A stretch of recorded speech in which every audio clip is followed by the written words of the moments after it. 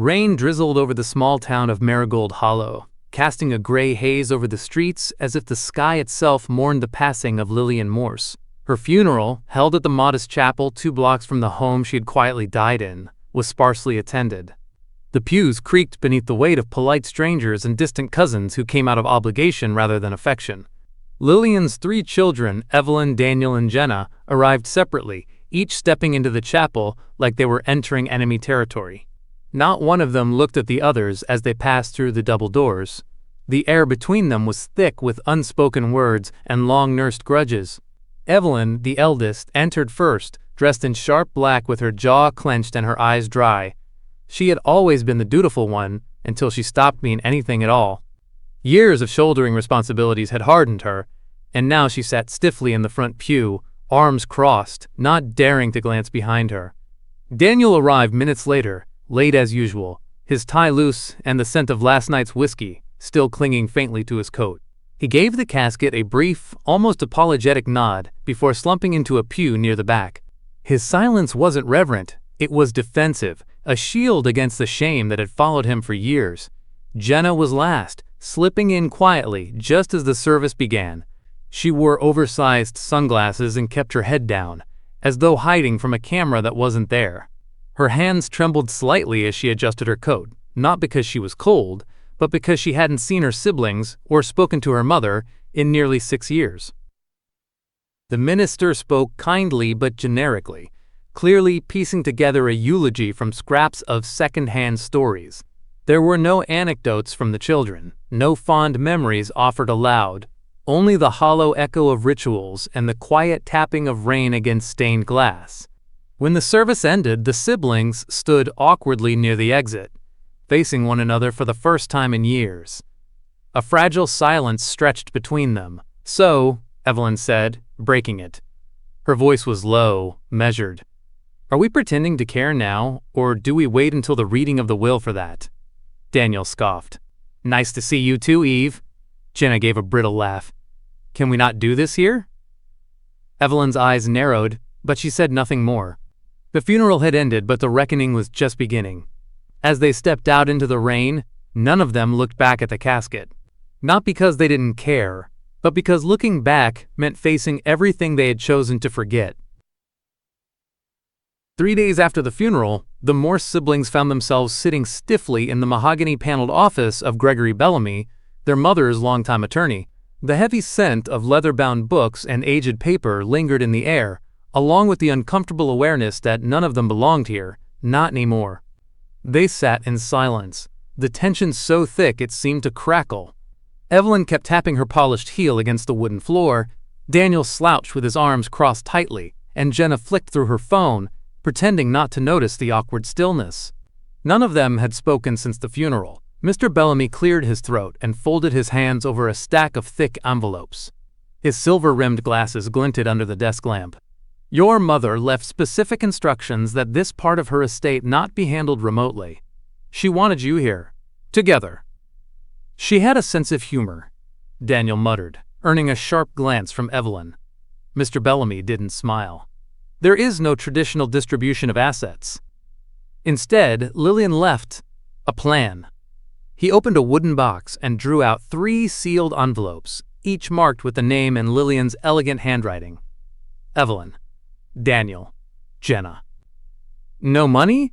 Jenna asked, lifting her sunglasses to the top of her head. "Not yet," Mr. Bellamy said. "She did leave property. Several, actually. But no one receives anything unless the conditions in your individual letters are met." Evelyn frowned. "Conditions?" Bellamy nodded solemnly. "Your mother crafted a series of personal tasks. Each of you must complete what she's asked.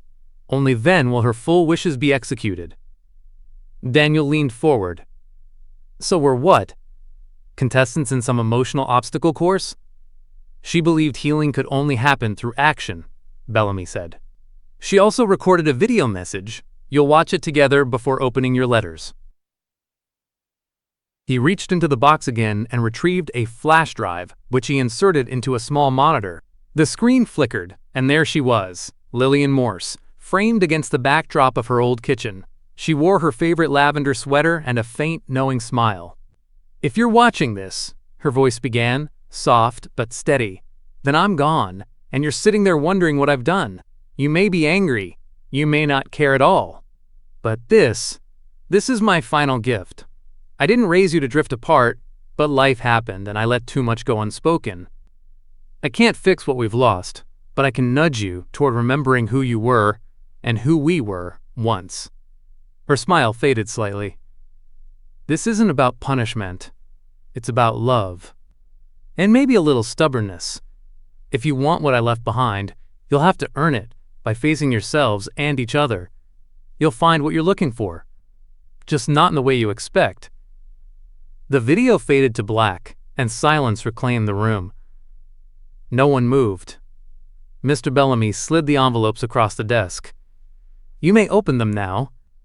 Hands hesitated over paper. The air felt heavier, charged with more than inheritance. As they tore open the letters, one by one, their expressions changed. Confusion, surprise, disbelief.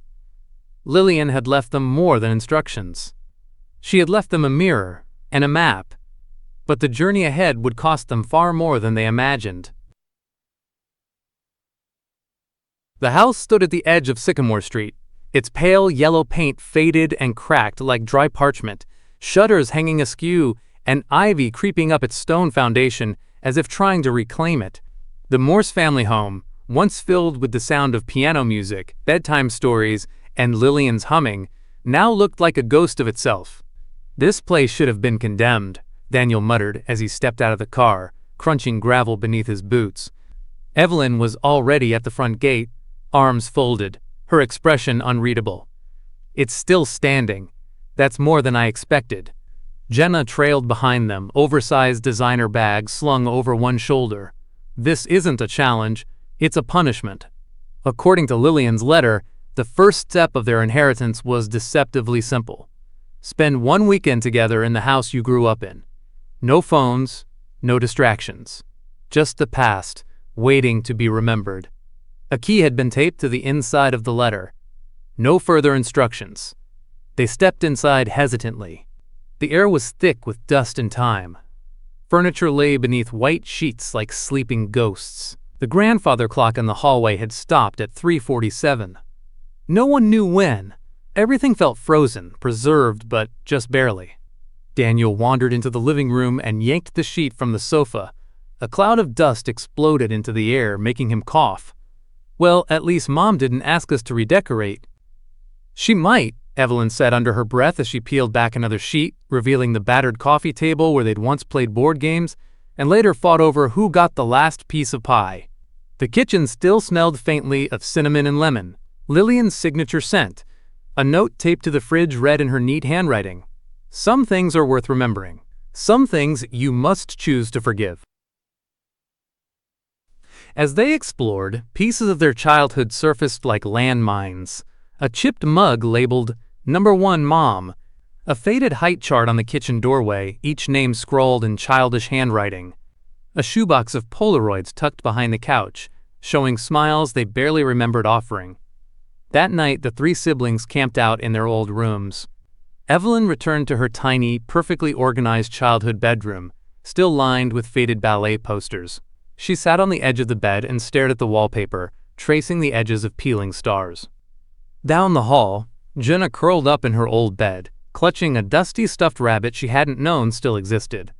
In the dim light, she remembered sneaking into her mother's room during thunderstorms, needing comfort she was too proud to ask for out loud. Daniel, alone in the attic by choice, found an old box labeled Dad's Things and stared at it for over an hour without opening it. The weekend passed slowly, filled with awkward silences and accidental confessions.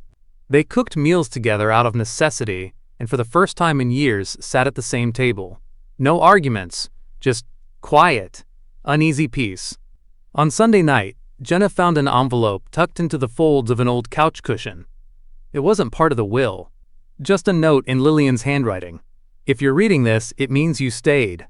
Thank you. You have no idea how much that means. Jenna didn't cry, but her hand trembled as she passed it to her siblings. They left the house with dust in their hair, silence between them, and something else too, a shift. Small, but real. They didn't know it yet, but the house had done exactly what Lillian intended. It had made them remember. The following afternoon, the siblings gathered in the dimly lit study, each of them still recovering from the weight of their weekend in the memory house. The walls, lined with dark oak bookshelves and faded leather-bound volumes, felt suffocatingly close. Every inch of the space seemed to whisper of the past and of their mother's meticulous organization. It was Daniel who first found the letter. He had been poking through one of the many drawers in the old walnut desk, searching for a clue or something, anything, that could expedite this bizarre inheritance game. It wasn't like he had any faith that Lillian's tasks would ever amount to much, but curiosity had always been a flaw of his. That's when he came across the letter. A plain envelope, yellowing with age, tucked beneath a stack of old tax documents. It had no name, no date, just the elegant looping handwriting of their mother, as familiar to him as his own breath. But it wasn't addressed to him, or to Evelyn, or Jenna. It was addressed to someone named Grace. His heart skipped a beat. A coldness swept over him as he carefully lifted the letter from the drawer. He couldn't explain it, but something in the pit of his stomach told him this letter was important. More important than anything else they'd uncovered. Jenna and Evelyn were sitting in the adjoining room, quietly reviewing Lillian's photo albums, but Daniel couldn't wait. His hands trembled slightly as he unfolded the letter. My dearest Grace, if you are reading this and perhaps you have found your way back to me, I wish I had known how to keep you safe, how to keep you close. I've often wondered if I was enough for you, but what I've learned in all my years is that love is a complicated thing. Sometimes it isn't about keeping what you want, but letting go of what you need. You've always been my heart's secret, tucked away in a place no one could reach. But I fear that I will never have the courage to tell the world the truth. Perhaps by now you are well enough to understand. Perhaps one day I can say these words to you myself. You were never a mistake. You were the greatest gift I ever received. But for now, Grace, this will have to be enough. You must know I will always love you. Always, Lillian. Daniel's breath caught in his throat. His mind reeled. Grace? What the hell was this? Lillian had always been a loving, kind mother, but he'd never known her to have any secrets this big. This wasn't just an old letter. It was a confession, and a dangerous one at that. He stuffed the letter into his pocket, feeling the weight of its secrets pressing against him like an invisible hand. It wasn't until he returned to the room where his sisters were seated, idly flipping through albums, that he realized how long he had been gone. His footsteps sounded louder than usual as he walked toward them, his mind racing with possibilities. Hey, Daniel, you find something interesting? Evelyn's voice was flat, and she didn't even look up from the page she was turning. He tried to mask his anxiety with a shrug. Just some old letters. But Jenna, who had always been the most observant, caught the shift in his expression. What's wrong? She asked, her tone sharp. Daniel hesitated for a moment, then reached into his pocket and pulled out the letter, tossing it onto the table between them. Evelyn raised an eyebrow as she unfolded it, and the two of them leaned in, their collective breath catching as they read Lillian's cryptic words. You've got to be kidding me, Evelyn murmured after a long pause, her voice laced with disbelief. Who the hell is Grace? Jenna's eyes narrowed, her fingers lightly brushing over the paper. This doesn't make sense. Mom never talked about another child. Not once. Daniel glanced at them both, his mind still grappling with the reality of the situation. It's real, though. This letter, it's written by her. And it's meant for someone named Grace. Evelyn let out a low laugh, but it was bitter, almost bitter enough to cut through the room. So what, we've got a half-sister we didn't know about? This is insane. Why wouldn't Mom tell us? Jenna's face remained unreadable, her mind racing just as fast as Daniel's. We need to find this person. Grace. Whoever she is, she's part of this family. And Mom made sure we knew. They all fell silent, the weight of their mother's secret hanging in the air like a storm cloud waiting to break. The air in the cafe was thick with the hum of conversation, the clinking of mugs, and the distant strains of a piano playing softly. It was the kind of place Evelyn used to frequent with her daughter Charlotte. A small, quiet corner of the world where nothing really mattered, except the warmth of a cup and the fleeting comfort of the present moment.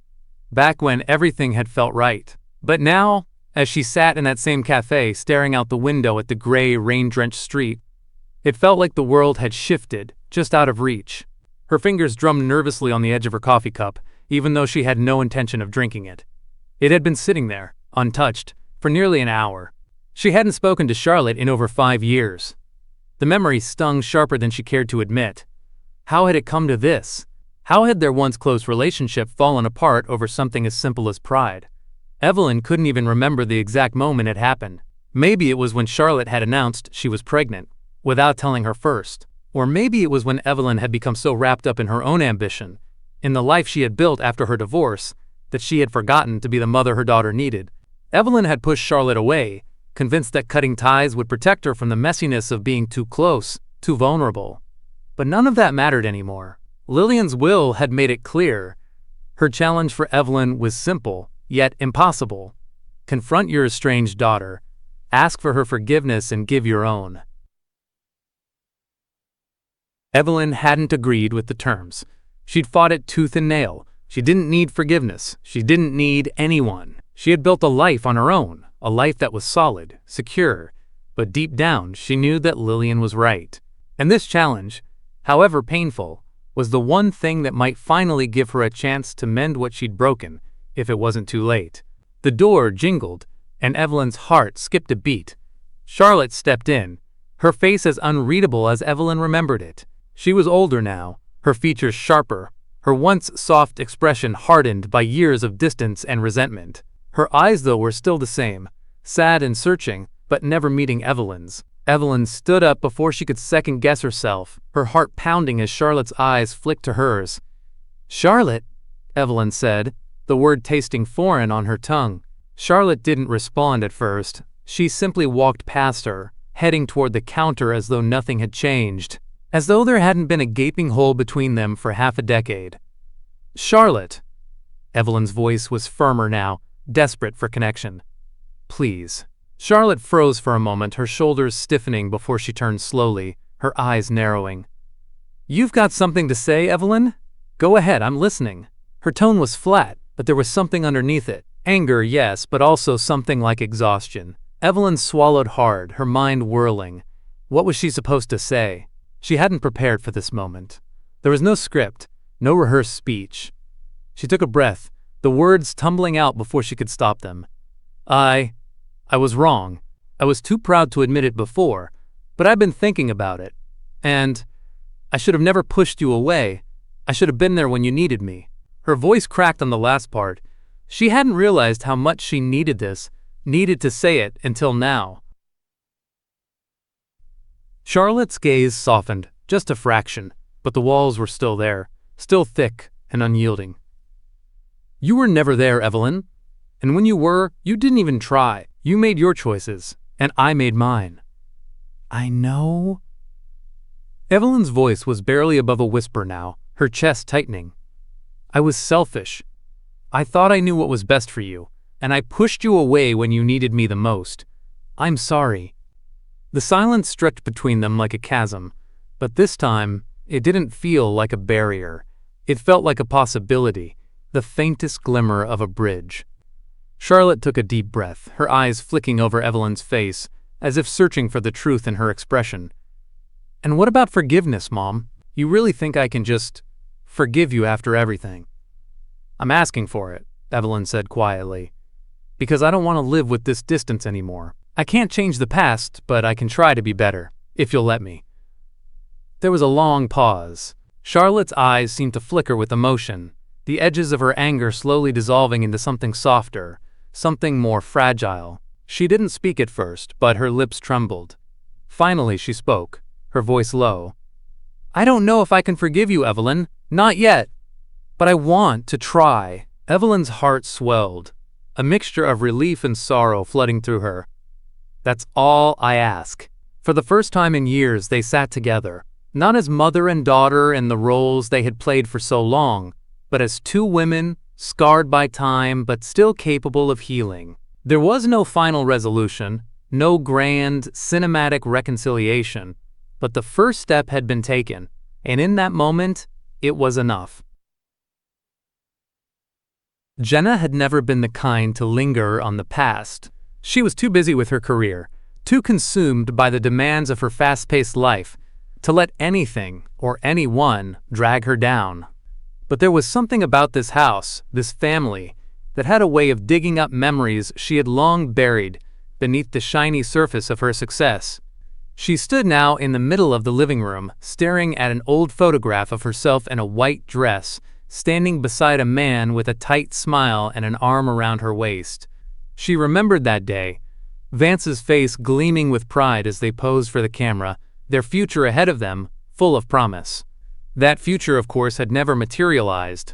And now, standing in front of the photograph of her happy, engaged self, Jenna felt the sting of a time that seemed like it belonged to someone else. A version of herself that no longer existed. The day Vance had left her at the altar was still seared into her mind, an open wound she'd never truly let heal. They'd been in love, or so she thought.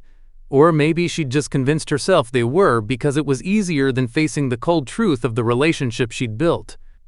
Either way, Vance had disappeared on their wedding day, leaving only a letter and a trail of questions in his wake. But Jenna hadn't dared to ask those questions. Instead, she'd buried the pain beneath her pride, determined to move forward as though nothing had happened. She had thrown herself into work, used her success as a shield. But now, as Lillian's will demanded that she face the past, it seemed impossible to keep running. Her challenge was clear: rekindle a connection with her ex-fiancé, whose relationship with Lillian may not have been as innocent as it seemed. Her fingers hovered over her phone as she stared at Vance's name in her contacts list. It had been years since they last spoke, since he'd left without an explanation.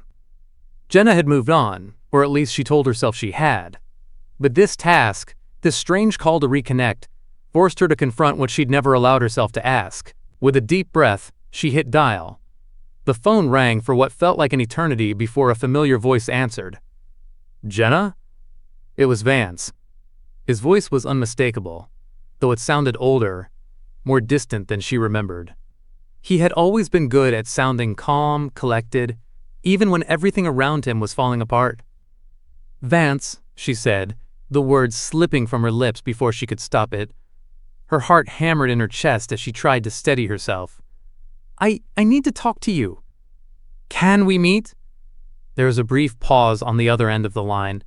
Then, finally, "Sure, where?" She gave him the address of a small cafe near her apartment, a neutral ground, somewhere that wasn't tethered to the past, somewhere that might make this easier, even though she knew deep down it wouldn't be. When she arrived, Vance was already sitting at a corner table, his face half shadowed by the dim light. He looked older now, thinner, with streaks of gray in his hair, but his eyes were the same, warm but distant, as though he had been running from something for too long to catch up with the present. "Vance," Jenna said as she approached, sitting down slowly across from him. She could feel the weight of the years between them, the space they'd tried so hard to ignore.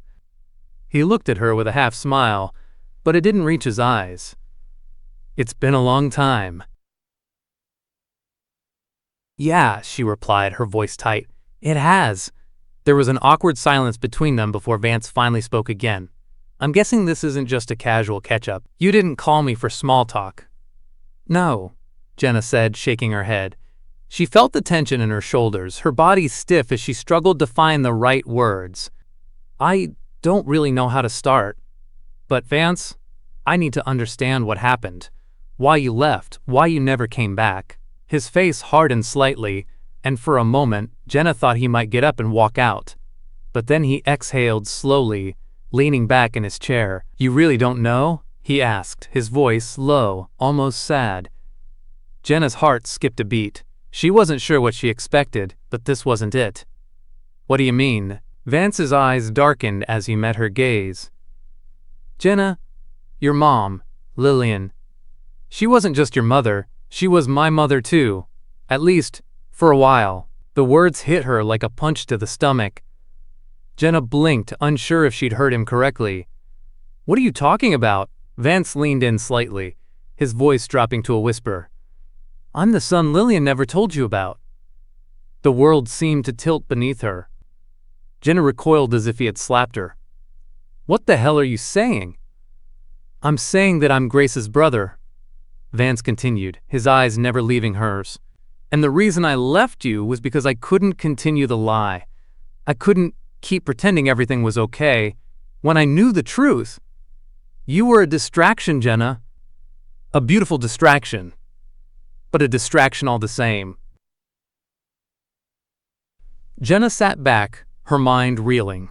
Grace, the woman they'd been searching for, the half-sister they never knew existed, was connected to Vance?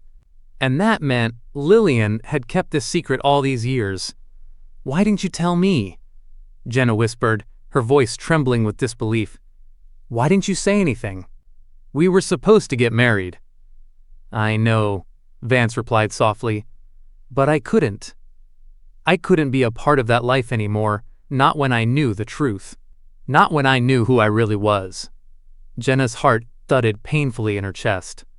The man she had loved, the man who had promised her forever, had been living a double life, and the truth of it had been hidden by the very mother she had trusted with everything. It was all coming together now. The pieces of the past, her broken engagement, Lillian's hidden life, Grace's existence, were tangled in a web of secrets and lies. But for the first time in years, Jenna felt the clarity of something else, the truth.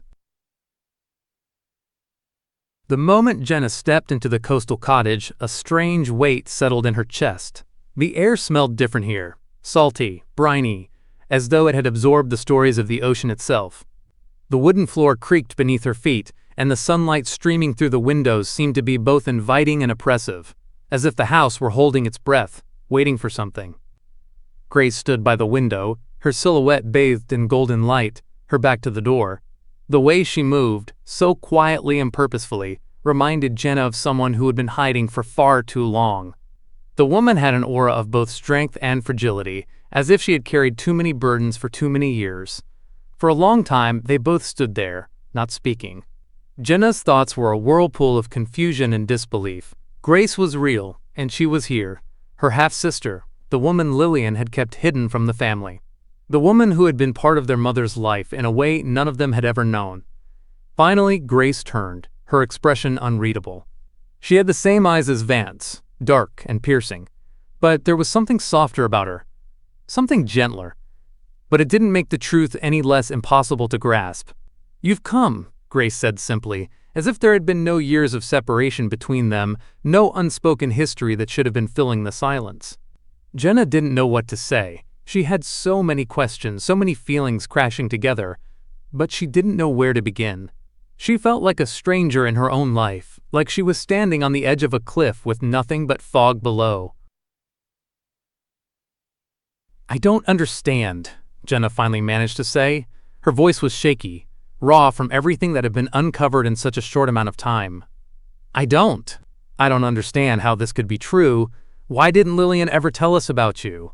Grace's gaze softened, and she stepped closer, her eyes flickering with a deep, painful understanding.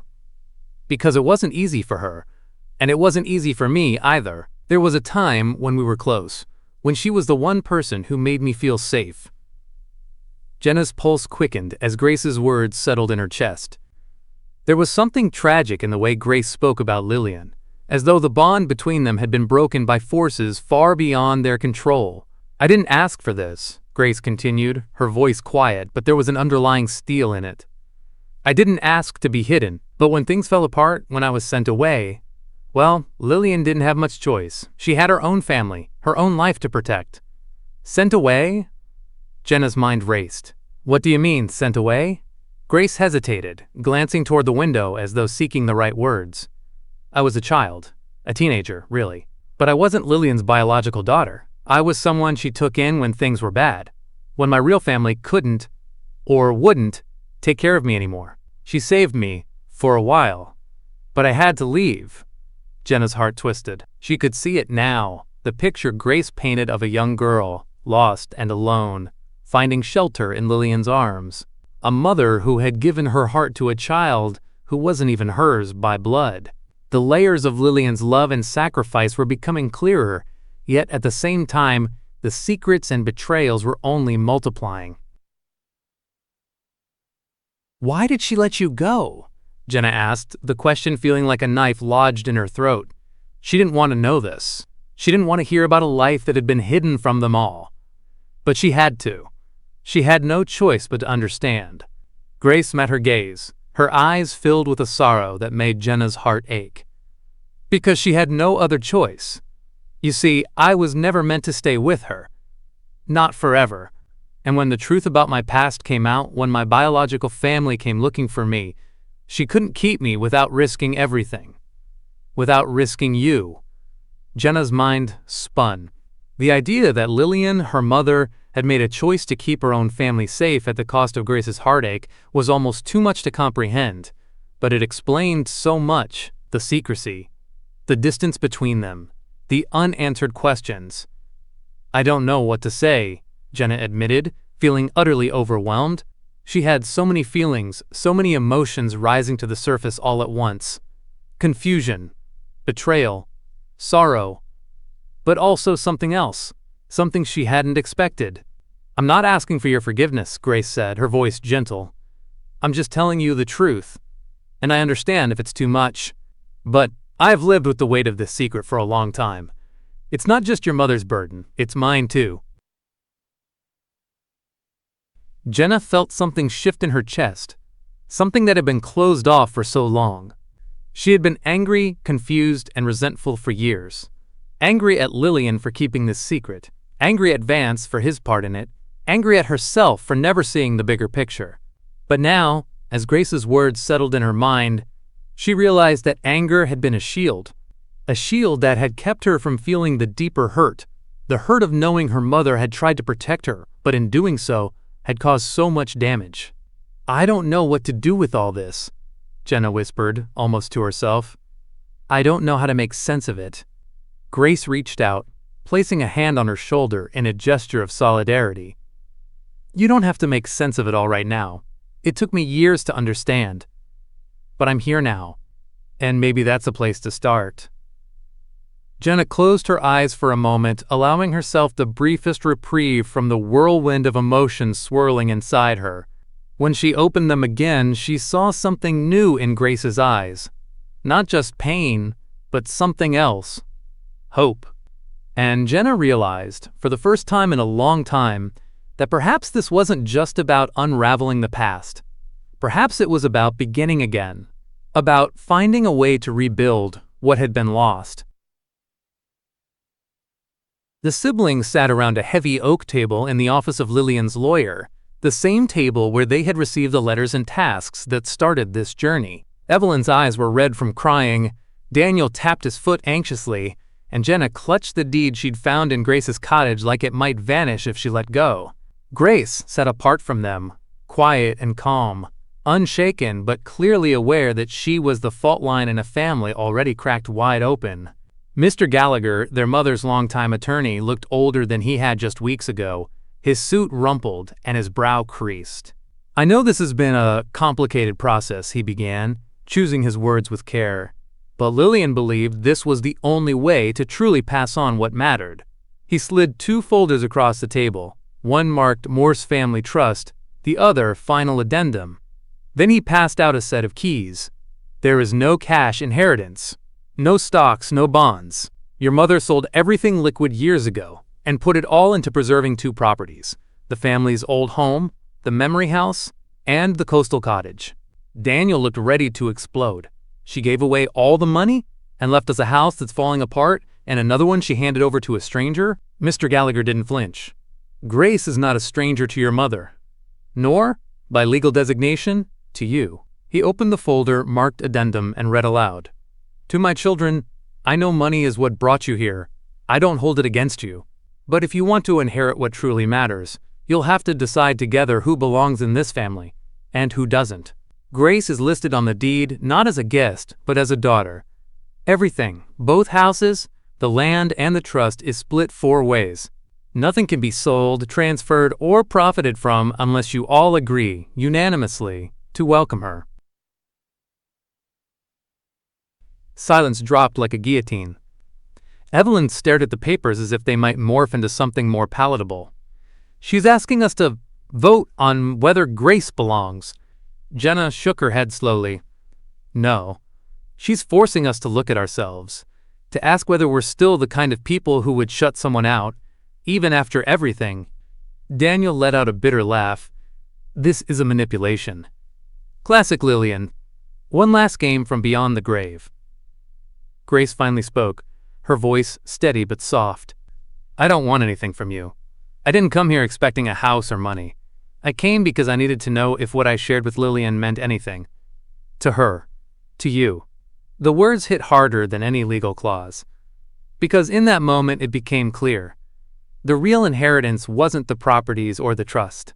It was the emotional wreckage they were now tasked with sorting through, the resentments, the regrets, the unfinished conversations. Lillian had given them more than assets. She had handed them the keys to a family they had let crumble.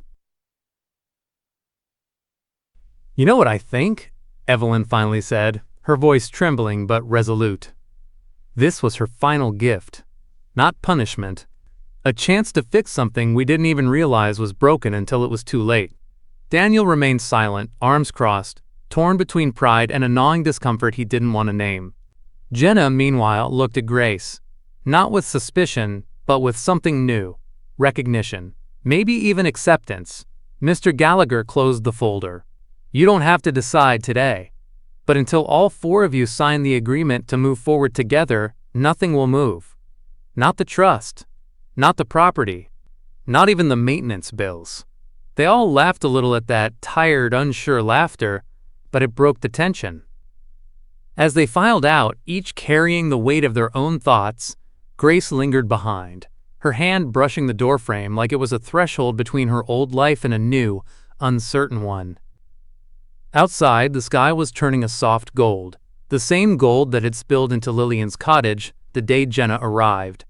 The same light that seemed to follow this story, casting long shadows but always hinting at the possibility of warmth. Lillian had left them nothing, and everything. The morning the post appeared, none of them were ready. It was scheduled, a final act of precision by Lillian Morse. At exactly 9 a.m., her dormant social media profile stirred back to life after nearly a decade of silence. Her photo, the same gentle portrait used in her memorial, hovered beside the message. The caption was simple. To my children and to anyone who's ever been left behind or done the leaving, don't wait for a will to remember love. Beneath it was a video, grainy, softly lit, but unmistakably Lillian. She was seated in her favorite chair, the crocheted blanket with the fading roses draped over her lap, her hands folded neatly. There was no bitterness in her face, only a weary kind of peace. Hello, stranger, she began with a quiet smile.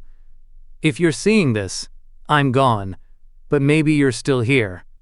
And maybe, like my children, you've forgotten how to say the hard things out loud.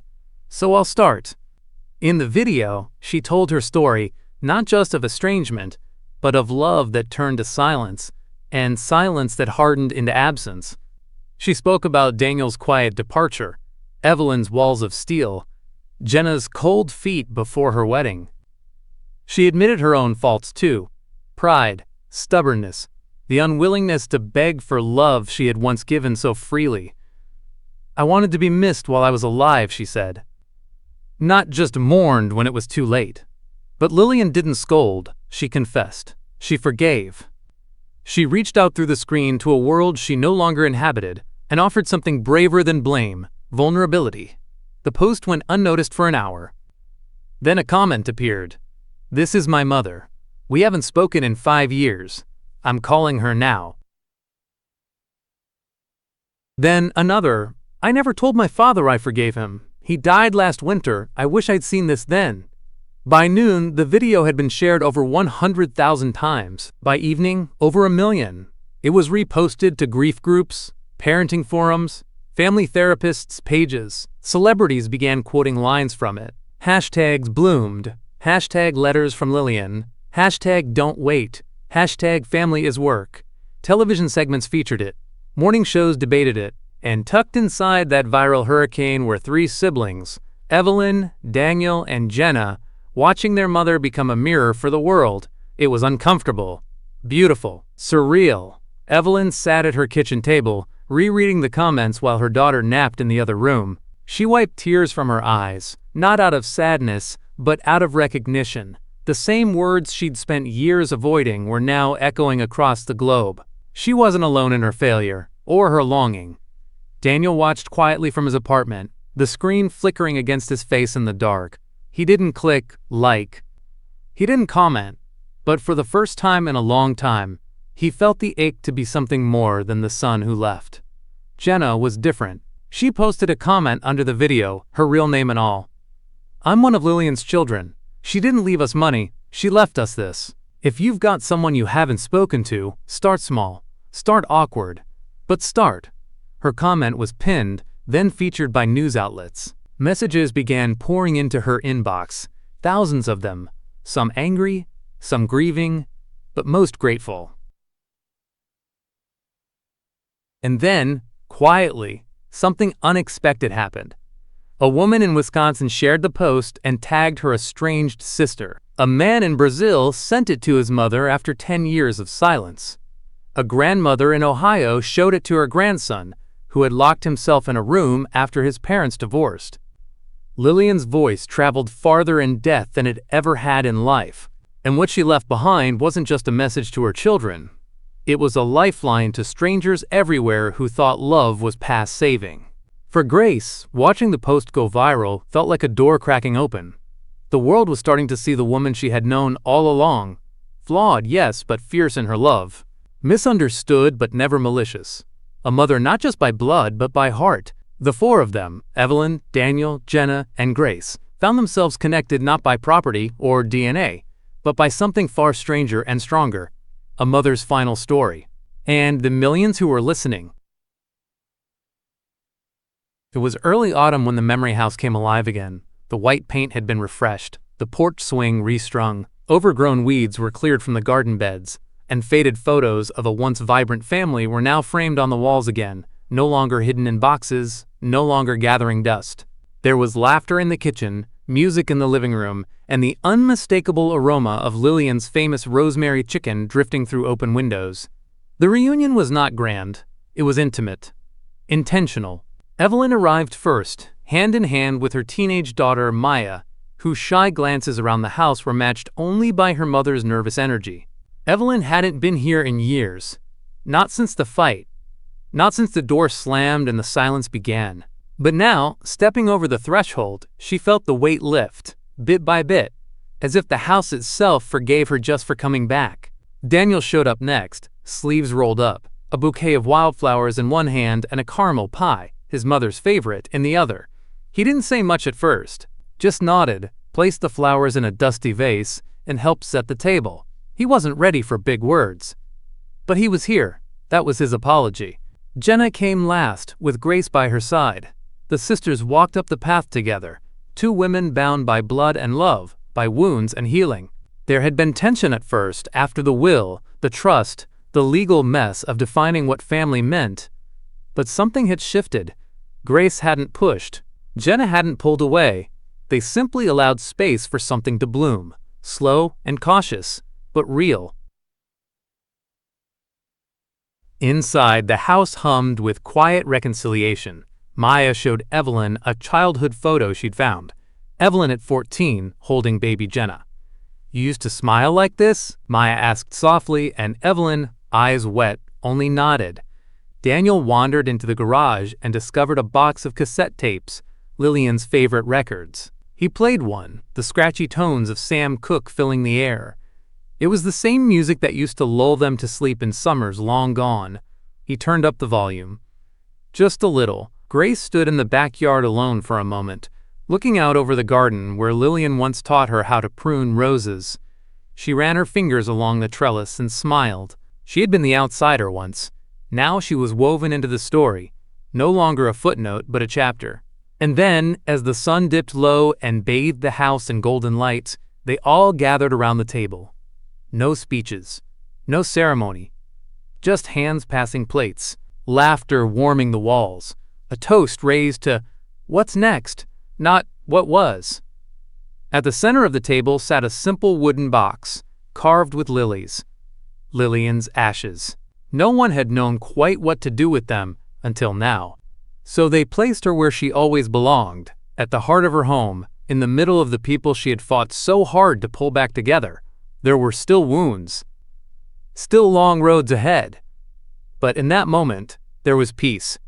A tentative, fragile peace, but one built on something deeper than obligation. It was built on choice. They had chosen to forgive, chosen to remember, chosen to rebuild. Lillian hadn't left them a fortune. She'd left them a map. And somehow, against all odds, they'd followed it home.